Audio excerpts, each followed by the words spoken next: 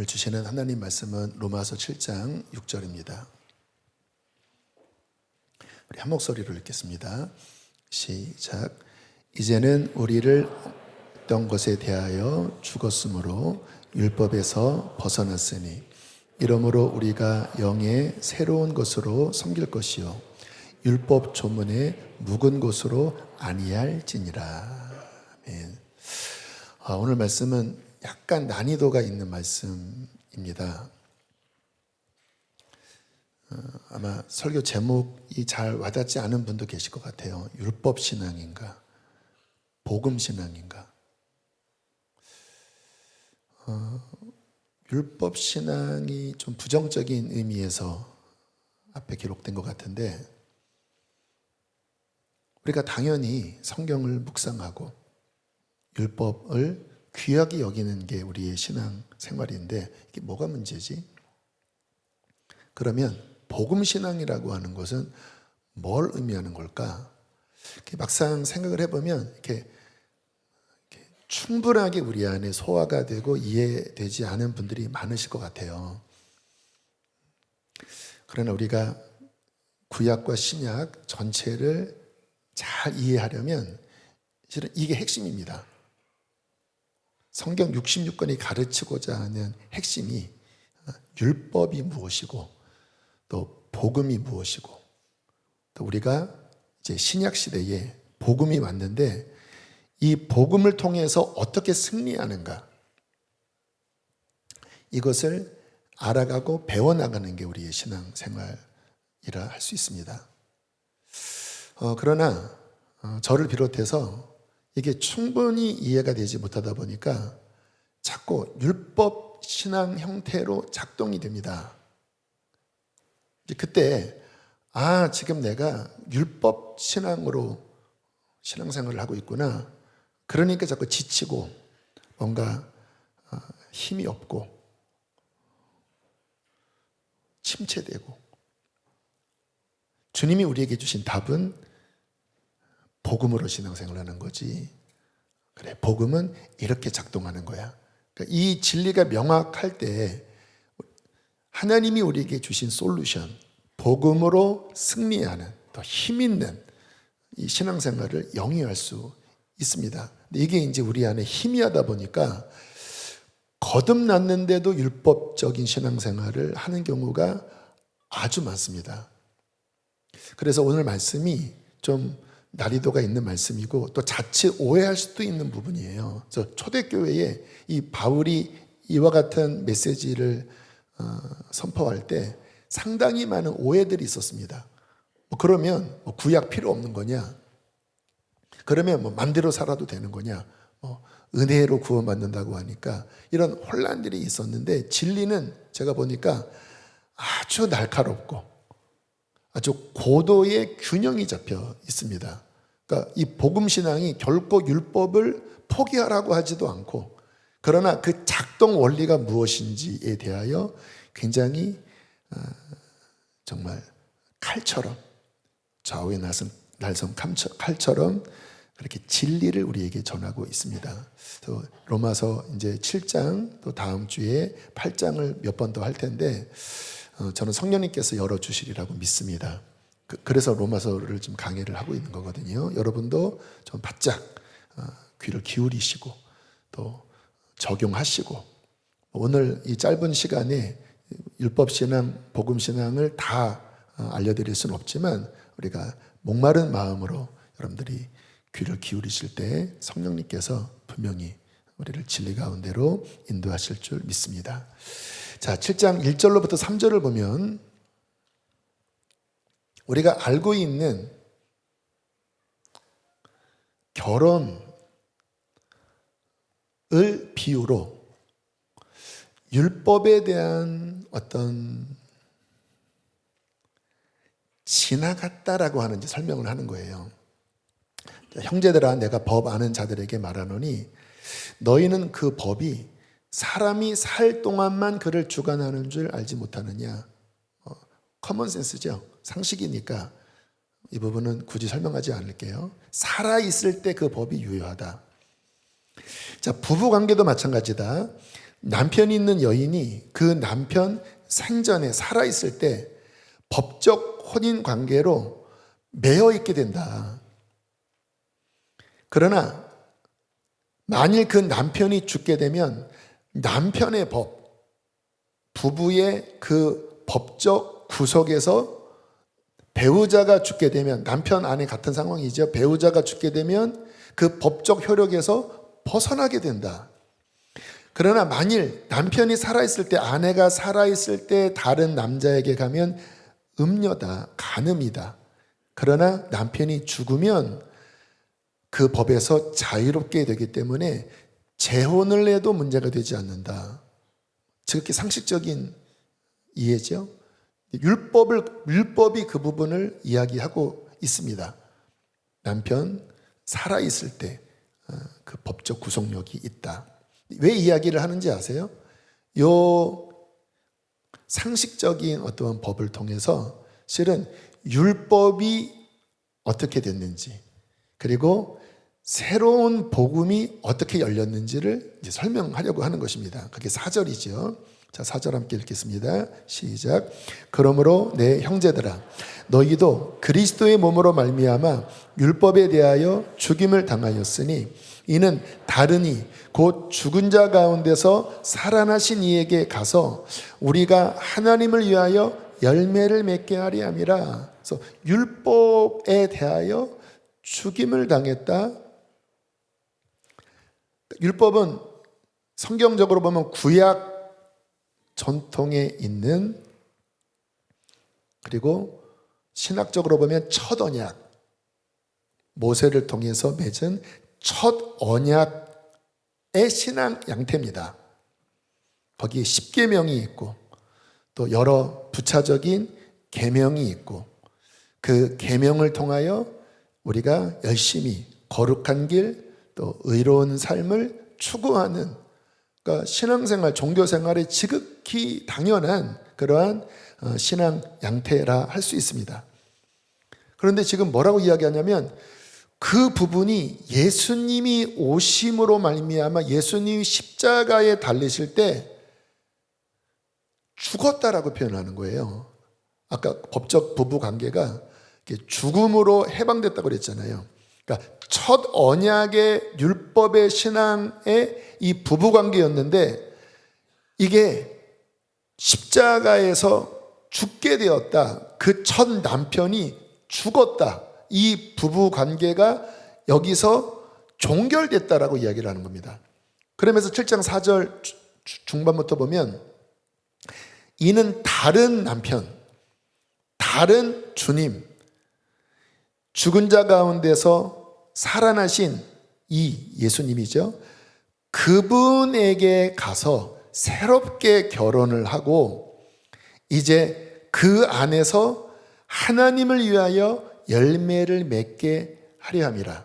그러니까 그 복음의 신앙을 통해서 비로소 진정한 열매, 진정한 변화, 신앙적인 진정한 능력을 경험하게 하려고 예수님이 오셔서 첫 남편을 끝내셨고, 이제 예수님과 새롭게 결혼하면서 이제 예수님의 법 안에서 하나님을 섬기게 된 것이다.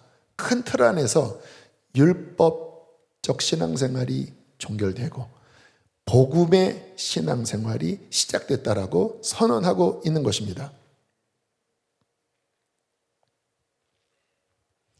자, 그러면 왜 율법적 신앙생활을 끝내셨을까요? 일단 성경 자체를 읽어보시면 구약은 실패로 끝납니다.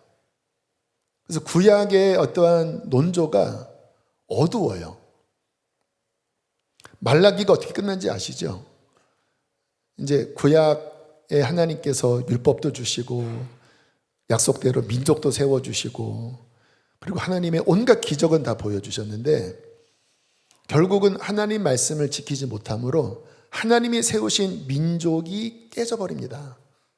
남과 북으로 나뉘고 남쪽, 북쪽 이스라엘도 아수르에 의하여 망하고 남쪽 유다도 바벨론에 의해서 망하고 예배의 중심지였던 예루살렘 성전도 깨지고 그 안에 있던 법궤도 사라져버리고 십계명도 사라져버리고 하나님께 예배드렸던 모든 제의 이게 다 훼손되는 그 굉장히 충격입니다. 이거는.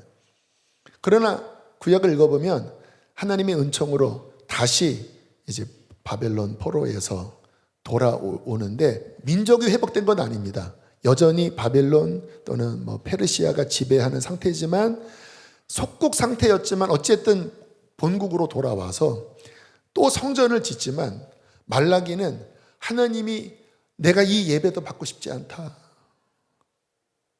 너희들의 예배는 역겹다. 그러면서 이 말라기가 굉장히 어두운 논조로 끝나면서 더 이상 하나님이 선지자도 보내지 않으시고 그냥 이 신구약 침묵기라고 하는데 하나님의 어떤 모든 예언과 계시가 닫혀버리면서 400년이 지나는 것입니다. 그래서 이 구약의 율법 중심적인 신앙생활이 물론 그 안에 여러 하나님의 말씀 또 계시 또 굉장히 귀한 것은 많지만 분명히 성경의 흐름은 좋게 매듭지어진 게 아니라 실패로 끝났다. 이게 성경의 흐름이에요. 그래서 우리가 신앙생활을 하면서 과연 나는 그와 같은 실패한 그 율법적 신앙생활에 머물러 있나?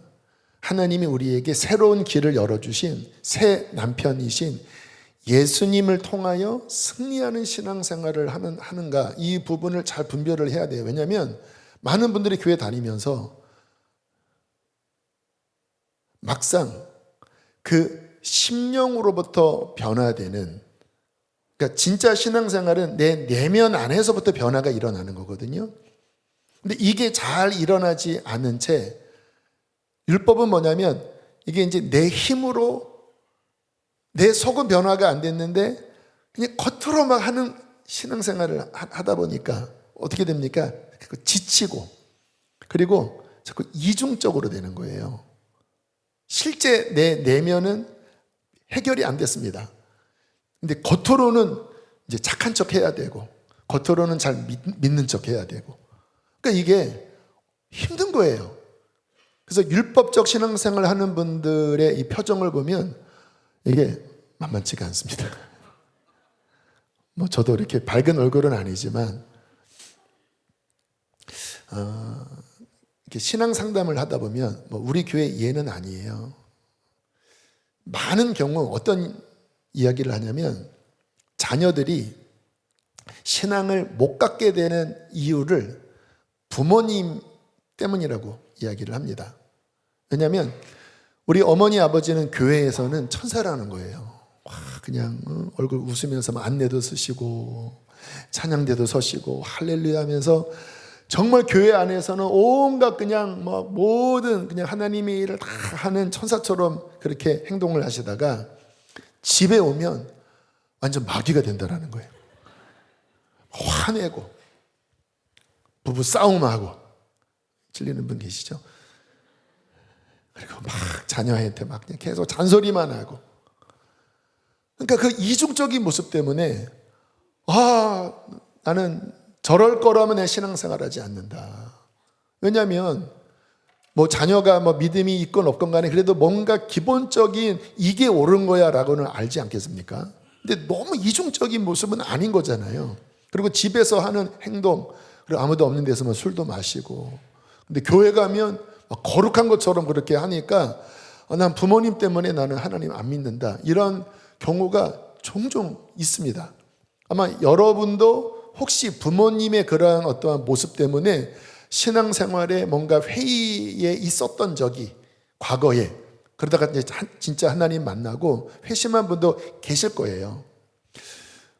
전형적인 율법 신앙생활의 모습입니다. 핵심은 뭐지요? 내면이 변화되지 않은 채 겉으로 뭔가 겉으로 열심히 하는. 근데 내면은 짜증나 있고 내면은 화가 나 있고 내면은 지치고 힘들고. 그러니까 이런 데서는 가면을 쓰지만 항상 가면 쓸 수 없잖아요. 그래서 집이나 또 뭐 세상의 직장 생활 원래대로 돌아가면 이제 본 모습이 나오는 거죠. 뭐 직장에서 그런 일도 많다고 그러잖아요. 진짜 술 잘 먹고 진짜 세속적이고 그리고 막 부하 직원들 막 그냥 막 걸치게 다루는 어떤 부장님이 어느 날 화장실에서 숙취 아직 술도 덜 그 모습으로 찬송가를 흥얼거려서 아니 부장님 교회 다니세요? 나 성가대야. 네? 부장님이?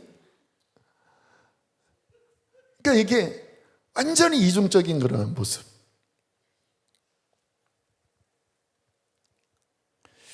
내면이 변화되지 않은. 그래서 로마서 보면 진짜 신앙은 뭐냐? 이 내면 안에서부터의 변화다. 내면 안에서부터. 그게 복음이다. 우리의 그 본질 안에서부터 생명이 시작되는 이게 복음이다. 자, 그러면 우리가 좀 정리를 해야 될 필요가 있습니다. 이게 이제 왜 고난이도라고 말씀드렸냐면 이게 오해하기 쉬운, 치우치기 쉬운 부분이에요. 자, 그러면 율법이 문제입니까? 전혀 문제가 아닙니다. 자, 로마서 7장 7절에 바울이 오해할까봐 이런 이야기를 합니다. 자, 로마서 7장 7절 시작. 그런즉 우리가 무슨 말을 하리요? 율법이 죄냐? 그럴 수 없느니라. 율법으로 말미암지 않고는 내가 죄를 알지 못하였으니 곧 율법이 탐내지 말라 하지 아니하였더라면 내가 탐심을 알지 못하였으리라. 무슨 이야기죠? 율법은 하나님의 도덕적 기준이라는 거예요. 주님이 인간을 만드셨고 또 사회를 구성하게 하셨고 그러면 인간이 마땅히 사회 속에서 어떻게 공정하게 어떻게 올바르게 살지에 대한 그 기준을 제시하시지 않았겠습니까? 그게 율법입니다. 그리고 하나님과의 관계 안에서 어떻게 하나님을 거룩하게 섬기는지. 그래서 이 율법의 핵심이 10계명은 하나님을 향한 거룩한 계명, 그리고 인간관계 안에 부모와의 관계 또 이웃과의 관계 안에서 핵심은 뭡니까? 공정함입니다. 그 공정함의 기준은 하나님의 공정한 기준이라는 거예요. 그래서 율법 자체는 이게 굉장히 의롭고 그리고 선하고 공정하다라는 거예요. 로마서 7장 12절 함께 읽겠습니다. 시작. 이로 보건대 율법은 거룩하고 계명도 거룩하고 의로우며 선하도다. 그래서 구약을 읽어보면요, 저는 이게 한 3,500년 전에 기록된 말씀이 모세오경 율법서잖아요. 그런데 진짜 지금 읽어봐도 이 노동법 또 어떤 사람의 권리, 인권 어마어마하게 굉장히 그 노예 시대인데도 굉장히 공정한 법을 제시하고 있습니다. 심지어 이런 법도 있는 거 아세요? 집에 소를 키운다. 근데 이 소가 좀 성질이 싸나워서 다른 소들보다 막 더 들이받는다. 그러면 그 주인은 마땅히 이 소를 더 관리해야 되는 책임과 의미가 있다. 그리고 사람들한테 또 경고해야 된다. 이 소는 거칠고 싸나우니 소 조심 이렇게 붙여야 된다. 근데 만약에 그 주인이 이 소에게 고삐도 씌우지 않고 또 경고문도 붙이지 않고 관리를 잘 못해서 이 소가 옆집 아이를 죽이면 그 살인의 책임은 소에게만 있는 게 아니라 집주인에게도 있다. 이게 출애굽기인가에 나와 있어요. 집을 질 때 이제 2층, 3층도 지을 수 있잖아요. 만약에 아이가 그 위에서 놀다가 옆집 아이가 이 집 구조를 모르니까 떨어질 수 있잖아요. 난간을 만들어라. 만약에 난간 만들지 않아서 옆집 누가 떨어지면 그 피에 대한 책임이 집주인에게 있다.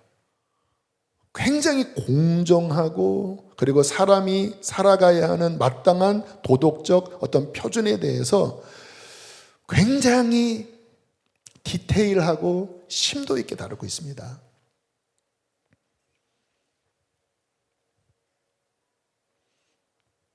그런데 왜 율법이 실패했을까요? 그렇게 첫 언약의 고도의 공정한 기준을 제시하고 그렇게 신앙생활을 하도록 만들어 놓으시고 왜 로마서 7장에서 이게 끝났다, 이게 죽었다 라고 선언을 하시는 것일까요? 심각한 결함이 있기 때문입니다. 율법이 결함이 있는 게 아닙니다. 자, 7장 14절입니다. 함께 읽겠습니다. 시작.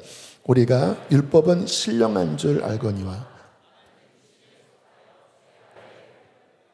뭐가 문제죠? 율법은 신령한데, 근데 율법은 사람에게 지키라고 하는 거잖아요. 근데 그 지켜야 하는 대상인 나는 육신에 속하여. 로마서 5장으로 다시 돌아가야 돼요. 이 육신은 어디서 내려온 육신이죠? 아담에게서 내려온 육신입니다. 근데 이 아담, 우리의 조상인 대표인 아담이 어떤 문제가 생겼어요? 죄의 문을 열어줘서 죄가 이 몸 안에 들어왔어요. 그래서 나는 본질적으로 육신에 속했는데 이 육신은 죄 아래 팔린 존재적으로 망가져 있는 존재라는 거예요. 자, 18절.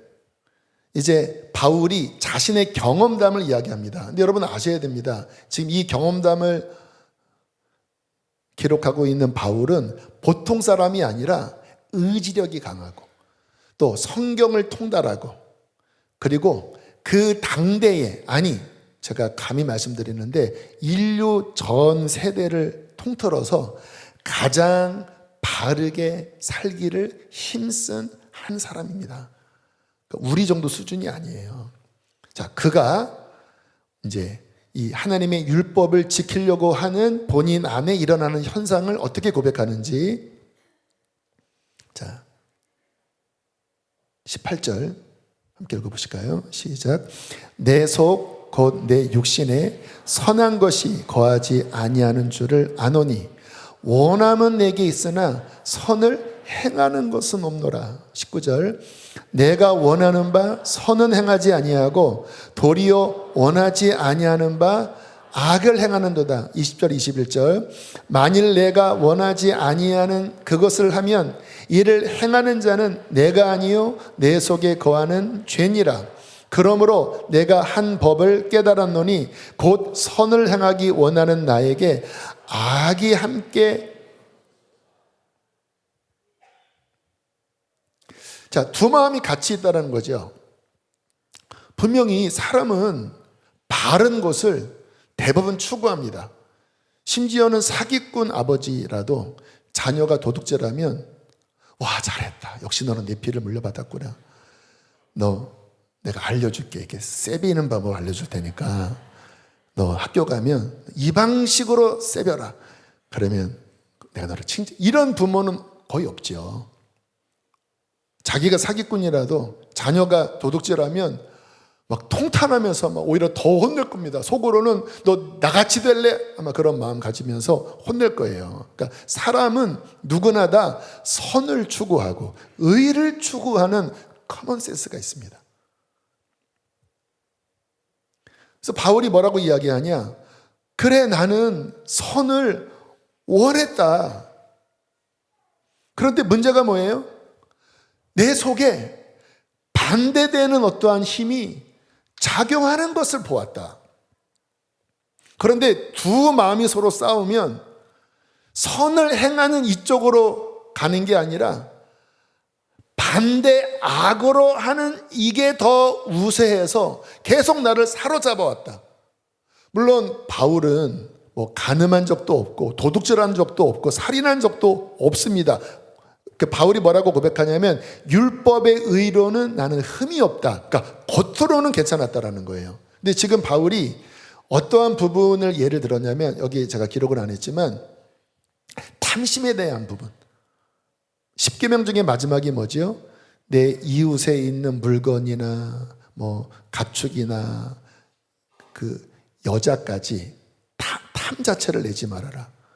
근데 바울이 뭔지는 모르지만 겉으로는 완벽한데 그 마음속에 탐내지 말라라고 하는 말씀을 지키려고 할 때 이 속에서 내가 뭔가 갖고 싶을 때, 내가 뭔가 하고 싶을 때 그 안에서 일어나는 그 마음을 제어하지 못하는 것을 경험한 거예요.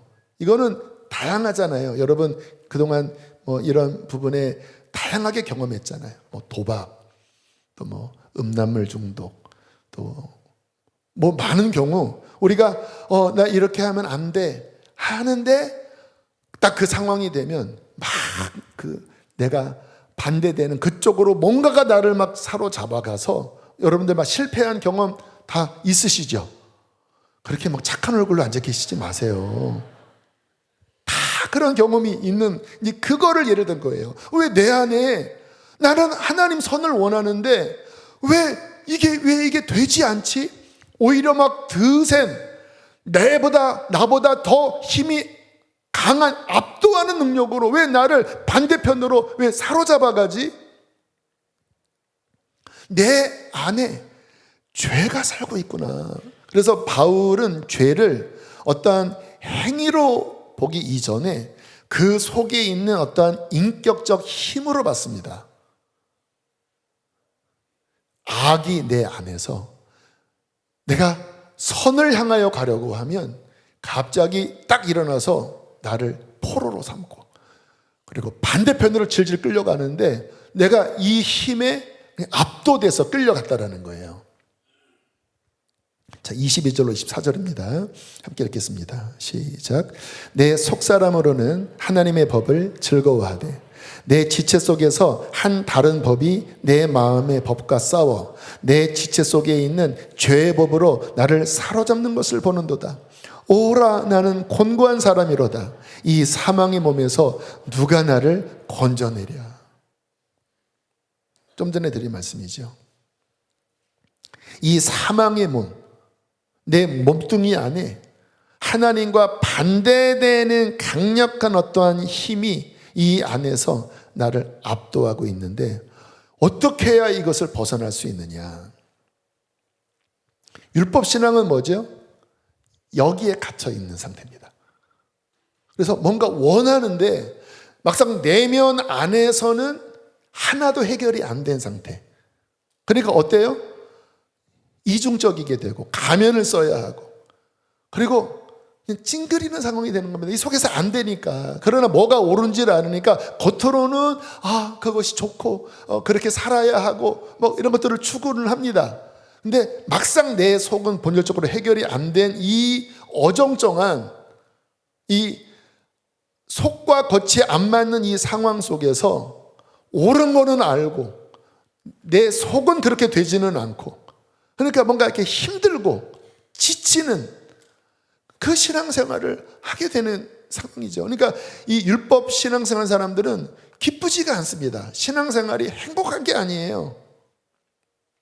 늘 내 마음 안에 뭔가 이렇게 부글부글대는 불편한, 자유롭지 않은, 그러니까 더 힘든 상황이 되는 거죠.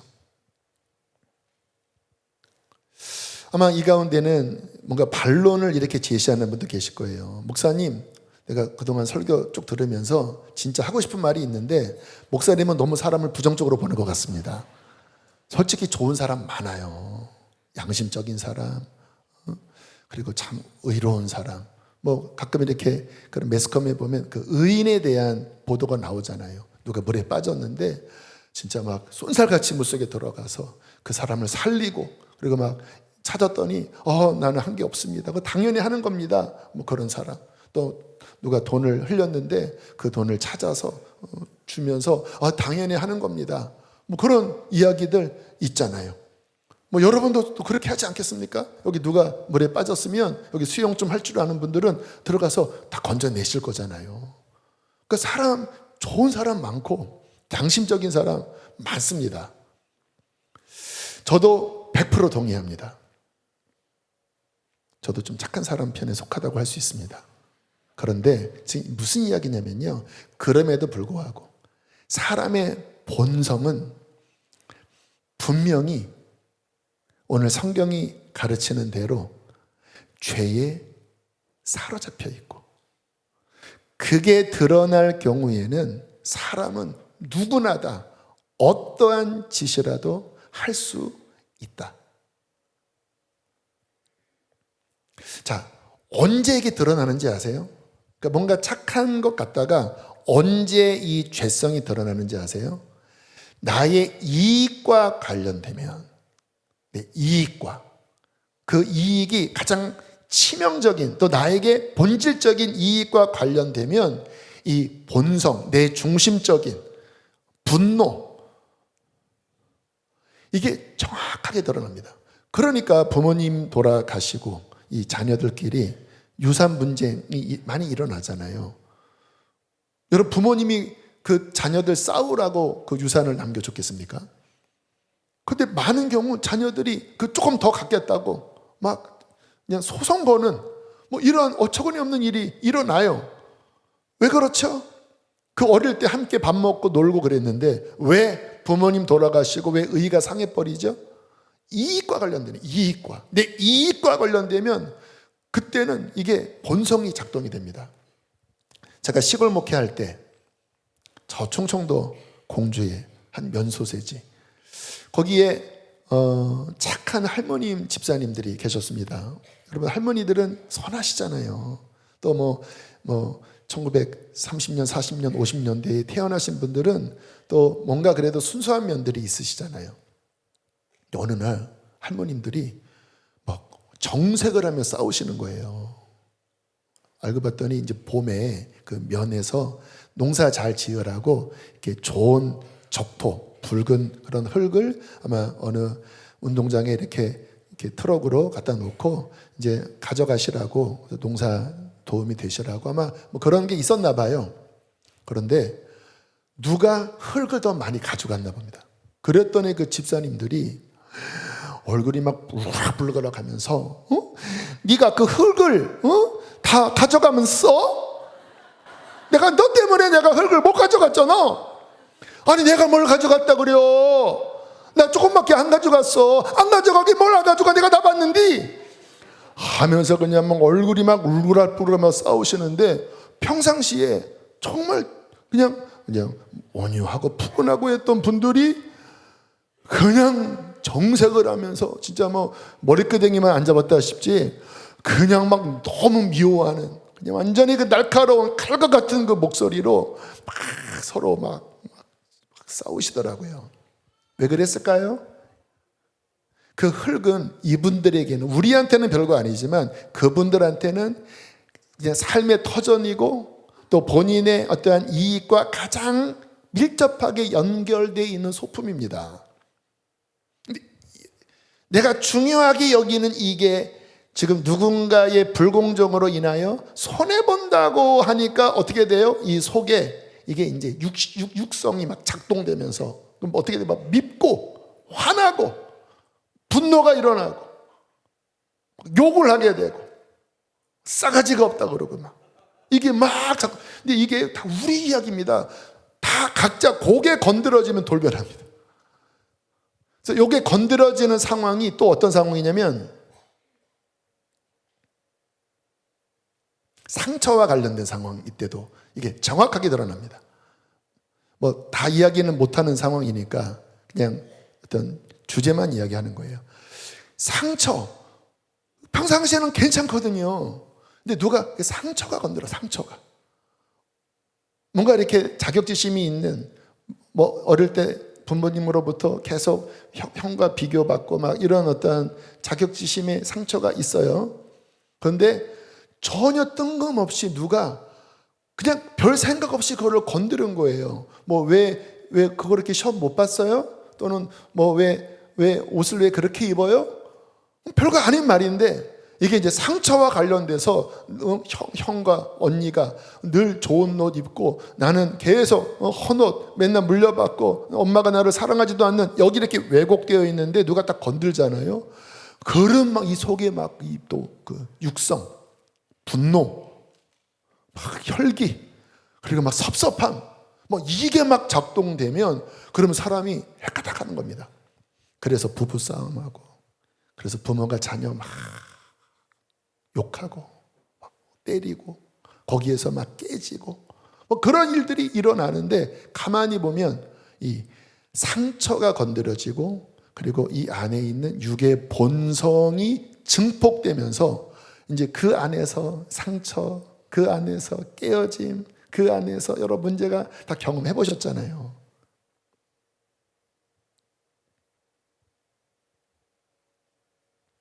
그래서 사람은 착한 것 같은데 막상 어떤 상황에 이익, 상처, 뭔가가 건드려지면, 본성이 나오면 돌변합니다.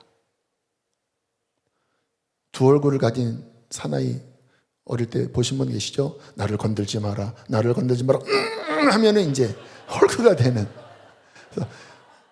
그거 건들면 이제 갑자기 속에서 헐크가 이제 나와서 옷 다 찢고, 근데 꼭 바지는 놔두더라고요.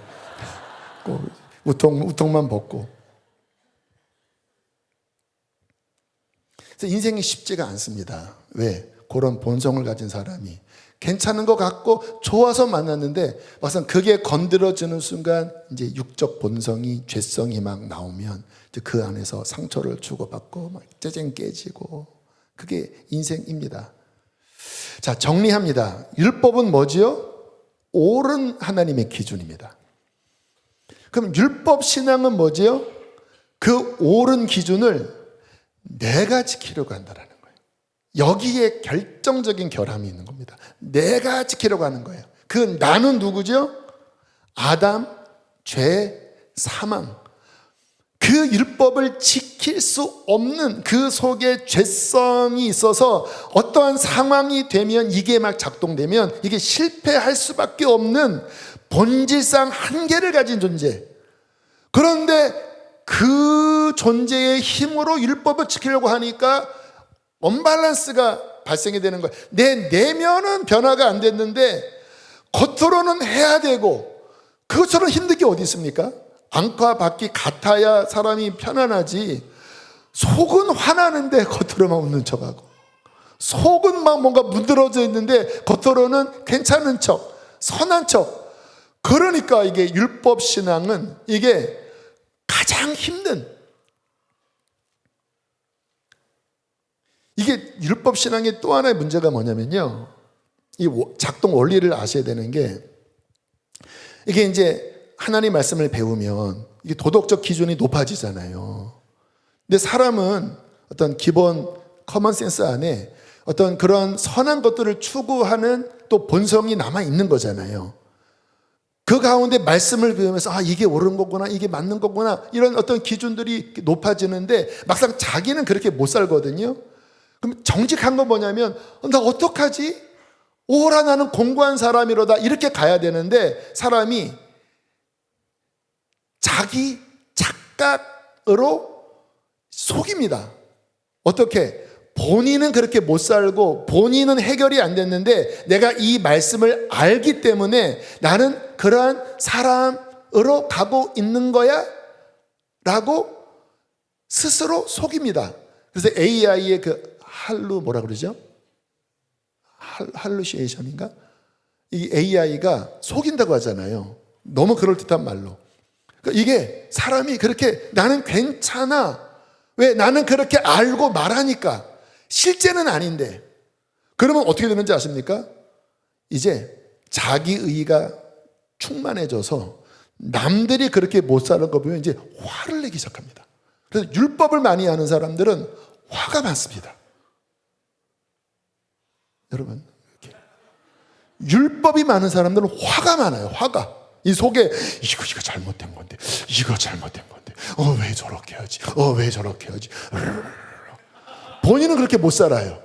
그런데 본인이 속고 있는 겁니다. 나는 괜찮아.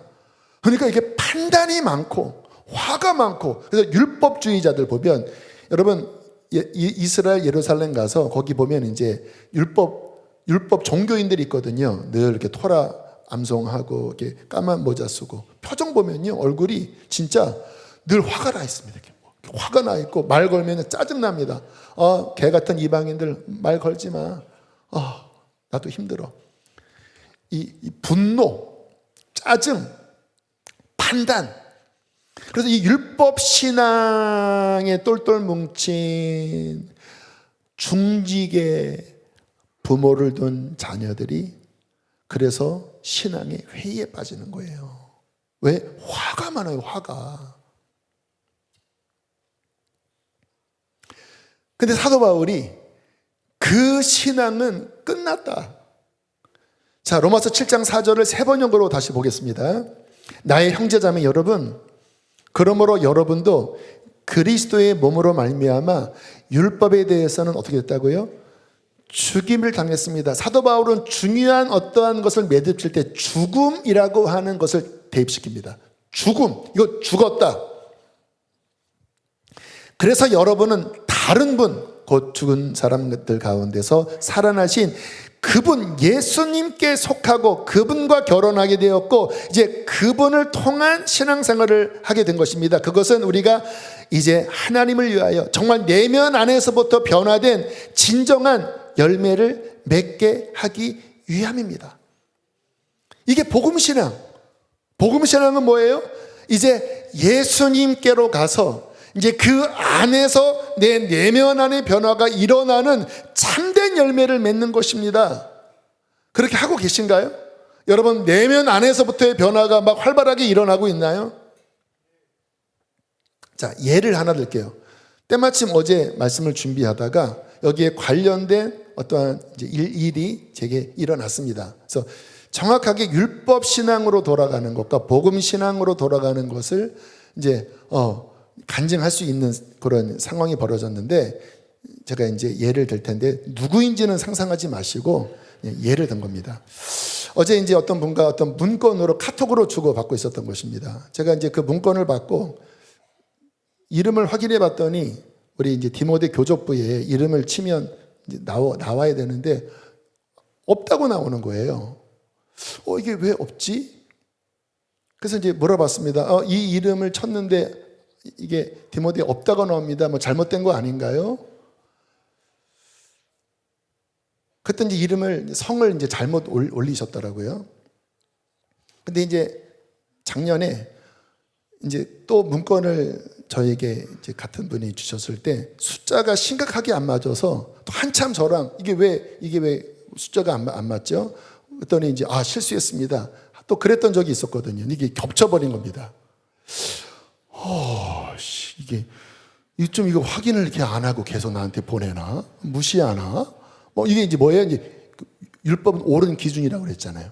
이게 막 안에서 막 작동되면서 이제 뿌 하고 이제 분노가 속에서 이게 지금 불러야 되나? 이게 도대체 막 뿌 율법이 강하면 분노가 많다 그랬죠? 뿌 막 올라오고 막 이게 이제 작동이 왕 하고 이제 막 돌아갈 때 때마침 제가 이 말씀을 묵상하고 막 정리하고 있을 때인 거예요. 자신에게 적용을 해야 되잖아요. 율법 신앙인가? 복음 신앙인가? 100% 율법이죠. 오를의 거기에 내 힘, 내 기준, 내의 분노.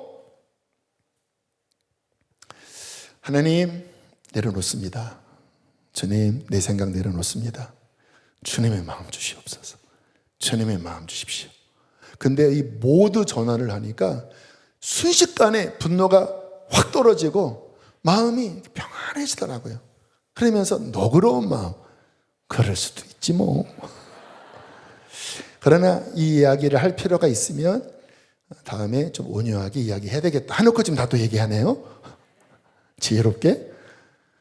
그래요. 그래. 왜냐하면 또 바른 기준이 무너진 건 아니거든요. 오히려 복음의 기준은 더 높거든요. 근데 이제 그것을 실행하는 방식이 육으로 하냐.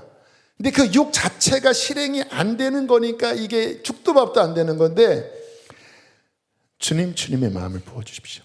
마음이 평안해지더라고요. 그래서 제가 온유하게 알겠습니다. 그렇군요. 다시 이렇게. 그래서 그냥 잘 매듭이 이렇게 지어진 거예요. 여러분, 우리의 신앙생활 안에 율법과 내 힘으로 작동되는 짜증나고 화나고 무기력하고 힘든 실패하는 이 율법 신앙으로 움직이는가? 아니면 우리는 복음을 받은 우리들이잖아요. 우리의 신앙은 복음을 믿는 거잖아요. 그럼 이 복음으로 생명력 있게 내면 안에서부터 승리하고 돌파하고 하나님을 위한 좋은 열매를 맺는 이 복음 신앙인가? 여러분 어떤 신앙이시죠? 힘이 나나요? 내면 안에서부터의 변화가 여러분 교회 안에서뿐만 아니라 여러분 자녀들에게, 배우자에게, 또 직장에서 나타나시나요? 복음의 신앙생활은 세상의 빛이 될 것입니다. 가정의 빛과 소금이 될 것입니다. 왜? 우리 안에 주님의 생명이 움직이니까. 자, 근데 제가 보니까 왜 이 부분이 중요하냐면 구원받고 은혜 받아놓고도 이 부분을 명확하게 이해 못하면 은혜 받아놓고 그 육신으로 그 내 힘으로 또 작동을 하는 경우가 너무 많아요. 저도 어제 그 순간이었잖아요. 실패합니다. 지칩니다. 무기력합니다. 그래서 자꾸 내가 실패합니다. 나 힘들어. 나 이제 그만두고 싶어요. 나 이제 교회 봉사 안 하고 싶어요. 다 그게 뭐냐면 구원 받아놓고 은혜 받아놓고 율법 모드로 작동시키는, 사도 바울이 그거 끝났다고 죽었다고 했는데 다시 그 무덤 파놓고 다시 그거 막 뒤집어 쓰고 다시 그 방식으로 하니까 그렇게 되는 거예요. 복음은 그렇게 약하지 않거든요. 그렇게 무능력하지 않거든요. 복음은 우리를 이기게 합니다. 예수 그리스도로 말미암아 우리를 이기게 합니다. 자, 세 가지를 알려드릴게요. 첫 번째, 여러분 복음, 율법이 왜 실패했다고 말씀드렸죠? 그것을 누가 지키려고 하기 때문에 내가 문제가 겁니다. 내가 따라합시다. 내가 문제다. 요 얘기도 착한 내가 문제다. 그러니까 아예 나쁜 나는 괜찮아요. 왜냐면 이미 다 긁는 걸 아니까. 근데 문제는 뭐냐면 본인이 선하고 착하다고 생각하는 그 선한 자를 붙잡는 게 제일 문제입니다. 거기서부터 해결이 안 돼. 왜? 나는 선하든 악하든 그 자체가 아닌 거예요. 그래서 나는 첫 번째 뭐냐면 나를 내려놓는 것입니다. 복음의 첫 번째는 뭐냐면 나를 내려놓는 거예요. 아까 불렀던 찬양처럼 주의 손에 나의 손을 포개고 주의 발에 나의 발을 포개어 주와 함께 죽고 주와 함께 살아. 나라는 존재 자체를, 로마서 6장이 그거잖아요. 그리스도와 함께 나는 죽었습니다. 나로서 움직이지 않겠습니다. 나로서 하지 않겠습니다. 여러분 이게 분명히 복음의 신앙의 길을 걷는 사람들의 첫 번째 워딩은 나로 하지 않겠습니다. 나는 아닙니다. 하나님. 사도 바울과 같은 그 어마어마한 도덕적으로 높은 그 사람도 나는 아닙니다라고 절규했잖아요. 근데 뭐가 잘났다고 또 여러분의 힘으로 여러분의 배우자를 대하고 자녀들을 대하고 또 뭔가 교회 일을 하려고 하고 왜 율법으로 돌아가요? 그거는 실패입니다. 그 방식으로 돌아가면 100% 실패합니다. 그래서 복음은 뭐냐? 나는 주와 함께 죽었습니다. 또 이게 작동되려고 하잖아요. 아닙니다, 주님. 저를 내려놓습니다. 두 번째, 아까 7장 4절에 누구에게로 가라고요? 누구에게로 가서 열매를 맺는다고요? 죽은 자 가운데에서 다시 살아나신 그분에게 가서 하나님을 위하여 열매를 맺게 하려 함이라. 여러분 예수님 믿는 것은 어떤 한순간에 내가 은혜를 받고 십자가의 어떤 구원의 감격에 젖어들고 내 죄를 용서하셨군요 라고 하는 이례적 사건만을 의미하는 게 아닙니다. 예수를 믿는다고 하는 건 뭐냐면 나의 힘으로 하는 것을 내려놓고 매 순간마다 숨을 쉬듯이 예수님 나의 생명입니다. 예수님 나의 힘입니다. 예수님 나를 도와주십니다. 예수님 나를 이끌어 주십니다. 어떻게? 숨을 쉬듯이. 그게 뭐냐면 죽은 자 가운데서 살아나신 이에게로 가서 이제 그분을 믿음으로, 이제 그분을 힘입어, 이제 내가 그분에게 뿌리를 내리고 매 순간마다 숨을 들이시듯 예수님, 예수님 어떡하지요? 주님, 매 순간마다 막 화가 나요. 예수님 도와주십시오. 주님 이게 안 됩니다. 좀 도와주십시오. 예수님, 예수님, 예수님. 자, 그렇게 예수님을 의지하면 어떤 일이 벌어질까요? 세 번째입니다. 성령님이 역사하시기 시작합니다. 자, 로마서 7장 6절 오늘 본문인데요. 자, 10번 PPT고요. 자, 그거 보여주실까요? 어려울 수도 있었는데 이제 이 말씀이 이해가 될 거예요. 자, 이제는 이제 복음 신앙이 온 이제는 얽매였던 율법적인 어떠한 형태의 신앙에서 죽었으므로 그 방식이 아니라 이러므로, 그 다음 읽어보실까요? 우리가 영의 새로운 것으로 섬길 것이요 율법 조문의 묵은 것으로 아니할지니라. 이게 율법 조문의 묵은 것은 뭡니까? 내 힘으로 내가 하려고 하는 거고, 영의 새로운 방식, 예수님 의지하고 예수님께 내 마음을 맡기고 예수님께 정직하게 나는 이러한 자입니다라고 토로할 때 어떤 일이 벌어집니까? 그 아래 로마서 8장 1절 2절 시작.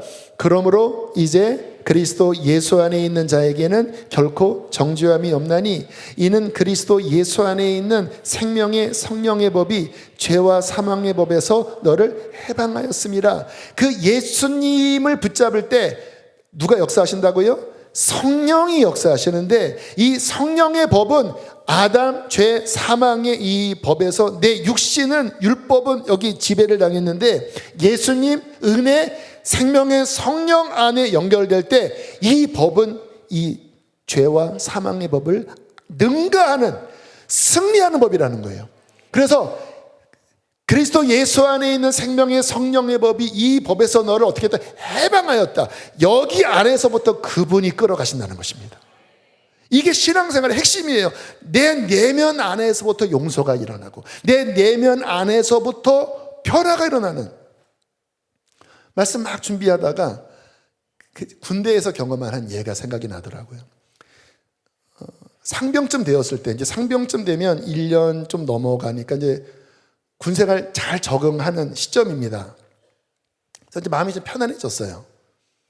고참이 하나 있었는데 저보다 2살이 어린 고참이었지만 좀 늦게 갔거든요. 이 고참이 이제 병장이 된 거예요. 뭐 지금 병장이 어떤 위치인지 모르지만 제 군생활 때는 왕입니다, 왕. 뭐 정말 다 배령하고 바치고 뭐 내무반에 그냥 왕입니다, 왕.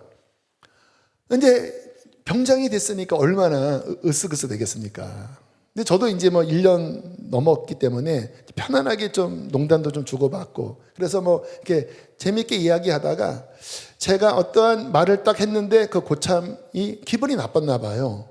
이제 그 고참은 화장실 변기통 안에 있었고 저는 바깥에서 청소하다가 갑자기 이 강아지 아이야? 이렇게 하면서 제 옆 내무반이었거든요. 너 청소 끝나고 내무반으로 와, 그러는 거예요. 내가 뭐 실수했나 보다. 딱 갔더니 여러 후배 동료 다 있는 앞에서 싸대기를 때리더니 발로 걷어차면서 구타를 하는 겁니다. 그때는 그냥 그 당연한 일이, 지금도 어떤지 모르지만 제가 어떡합니까? 절권도는 배웠지만 싸울 수는 없고 죄송합니다 그랬죠. 기분이 나쁘죠. 매를 맞고 좋아하는 사람이 어디 있겠습니까? 또 제가 잘한 건 아니고, 그러나 그렇다고 그렇게 먼 건 아니다만 좀 마음이 높아졌던 것 같아요. 저도 해이해졌던 것 같고. 어떡하겠습니까? 근데 저는 예수님을 믿으니까 저는 시간 날 때마다 기도했거든요. 뒷곁에 가서도 기도하고, 어디 숨어서도 기도하고. 예수님, 마음이 상하고 화가 나지만 주님 제 마음을 맡깁니다 하고 이렇게 은혜가 역사하면 이게 용서하게 되더라. 하나님 용서합니다. 주님 용서합니다. 은혜 주십시오. 그러면 이제 은혜 안에서 마음이 어떻게 풀어지는 거. 이게 이제 복음의 작동 원리거든요. 율법은 뭐예요? 어떻게 그럴 수가 있어? 아니야, 용서해야 돼. 근데 이게 본성이, 야, 너 맞아놓고 너 괜찮아? 나이도 어린 그 새끼한테 괜찮아? 뭐 이렇게 작동되는 거예요. 뭐 이렇게 작동되는 거예요. 근데 은혜를 받으니까 마음이 저는 용서합니다. 그래서 이제 그 사건이 있은 지 2주 이내인 것 같아요. 막 점심에 은혜를 충만하게 받고 막 마음이 막 평안해지고 그 상태에서 이제 바깥에 이렇게 운동장 쪽으로 나갔는데 그 고참이 이렇게 밑에 모자 쓰고 이렇게 주머니에 손 넣고 지나가더라고요. 근데 제 마음이 이렇게 너무 좋았거든요. 그래서 충성! 그랬더니 고참이 얼굴이 빨개지면서 어쩔 줄 모르는 그 민망한 얼굴을 본인도 때려놓고 찝찝한 거죠. 제가 전도사라는 것도 알고 나이도 본인보다 형인데 말이야. 그랬더니 저한테 얼굴이 빨개져서 대영아 미안하다 그러더라고요. 미안하다. 손으로 악을 이긴 거죠. 미안하다. 괜찮습니다. 죄송합니다. 근데 지금도 제가 왜 그게 기억나냐면 제 마음이 괜찮았거든요. 물론 인간의 감정으로 불편한 마음이 왜 없겠습니까? 그게 사라지는 건 아니거든요. 근데 복음의 신앙은 거기에 매이지 않는 거예요. 왜? 주와 함께 걸은 끝난 겁니다. 십자가로 넘기고 그리고 내 안에 이제 나의 생명과 힘은 누구예요? 예수님이에요. 예수님, 주님 도와주세요.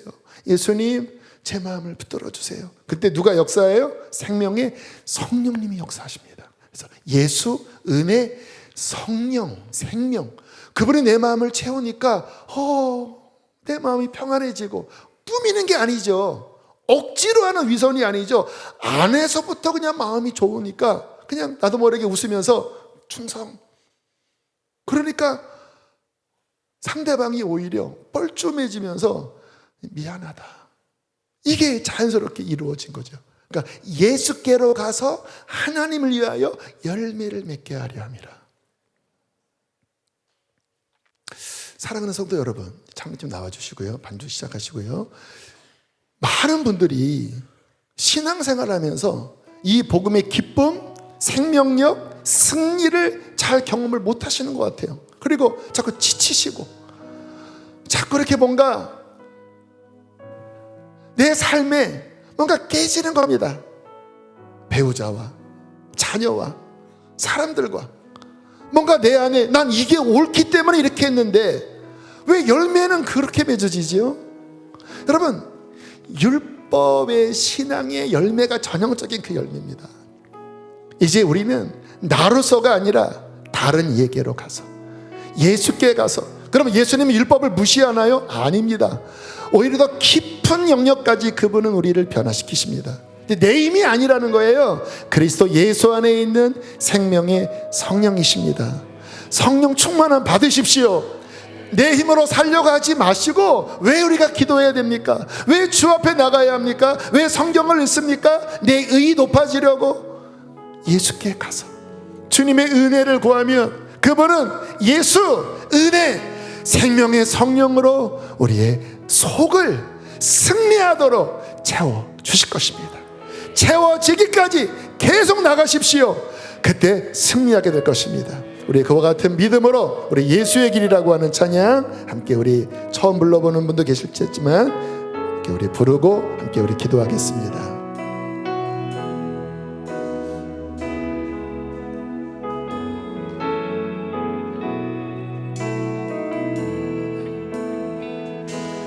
안개 속에서 주님을 보내 아무도 없을 것 같던 그곳에서 손 내미셔서 나를 붙드네 길 잃고 쓰러져 가던 그곳에서 주 말씀하시네 내 손잡으라 내가 곧 길이요 진리요 생명이니 내가 곧 길이요 진리 생명이니 주님을 바라보세요. 나 그 길을 이게 바로 복음의 길입니다. 주 예비하신 곳 다른 길로 돌아 나서지 않은 예수의 길 그 좁은 길 나는 걷네 주 손잡고 그 무엇도 두렵지 않네 주님 주신 약속 내게 있으니 세상의 길 그 험한 길 승리하네 누구를 통하여 승리합니까? 성령으로 그 무엇도 바라지 않네 저 하늘에 우리 마지막 함께 고백할 때 예수의 길 그 좁은 길 예수의 길 그 좁은 길 나는 주님을 바라보고 주님의 손을 꼭 붙잡는 것입니다 손잡고 그 무엇도 두렵지 않네 그 무엇도 두렵지 않네 주님 주신 약속 내게 있으니 세상의 길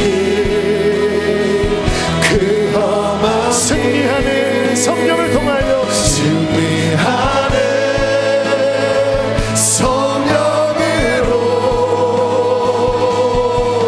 그 무엇도 바라지 않네 저 시간 우리 주여 크게 두 번 부르시고 말씀을 기억하면서 예수님 나를 도와주십시오 나로 살지 않고 성령의 능력으로 살기를 원합니다 주여 두 번 부르시고 기도하시겠습니다 주여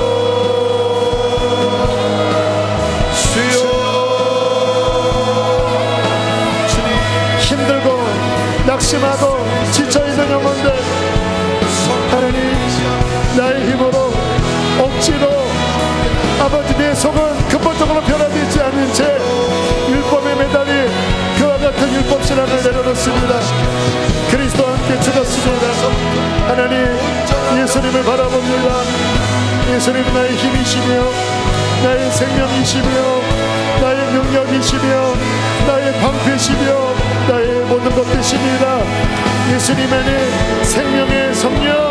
생명의 성령으로 우리를 채워주시옵소서 힘을 더하여 주시옵소서 능력을 더하여 주시옵소서 하나님 채워주십시오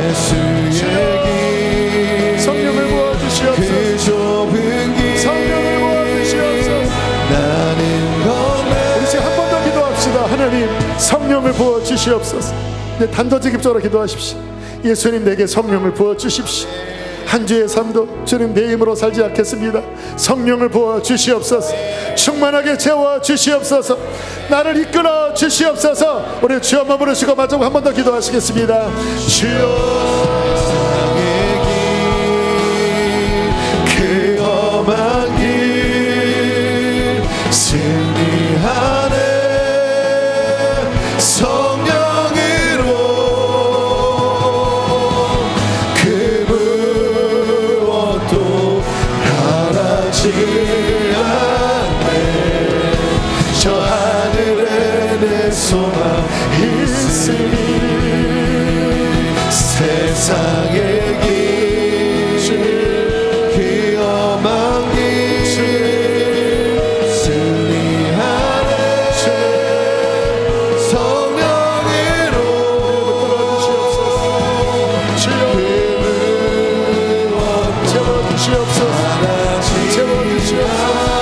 채워주시옵소서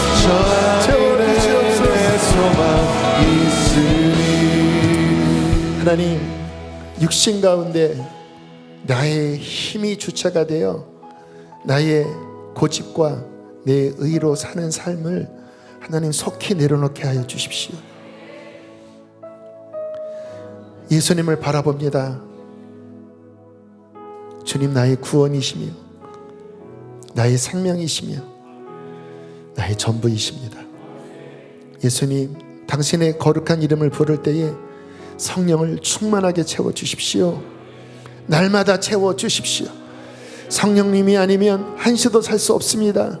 나의 목마름을 채우시고 나의 거칠고 나의 상처나고 찢겨진 내 마음 오직 성령으로 새롭게 빚어주시어서 그 성령의 능력으로 주님의 거룩한 마음으로 평강의 마음으로 당신의 그 은혜로 하나님 당신의 영광을 드러내게 하여 주시옵소서. 한 주의 삶을 주께 맡깁니다. 예수님 손을 꼭 붙잡고 걸어가겠습니다. 성령님 날마다 충만히 채워주시옵소서. 우리의 일터에서 또 가정에서 내가 만나는 모든 사람들에게 오직 주님의 아름다운 향기만 나타나게 하여 주시옵소서. 귀한 예물 올려드립니다. 사랑하는 성도들이 열심히 아버지 수고하고 번 아버지 귀한 헌금을 하나님 전에 올려드립니다. 기쁘게 받으시고 하나님 복 주시고 우리 재정의 영역도 주 안에서 잘 풀어지게 하여 주십시오. 몸이 아픈 이들 주님 강건하게 하여 주시고 건강한 몸으로 하나님 나라를 위해서 열심히 일하도록 축복하여 주시옵소서. 이제는 우리를 죄에서 건지신 예수 그리스도 구원의 은혜와 아들을 아낌없이 내어주신 하나님의 크신 사랑과 우리 안에 생명으로 승리하게 하시는 보혜사 성령의 교통하심이 오늘 이 말씀을 굳게 붙잡은 모든 이들 안에 충만히 함께 있을지어다. 아멘.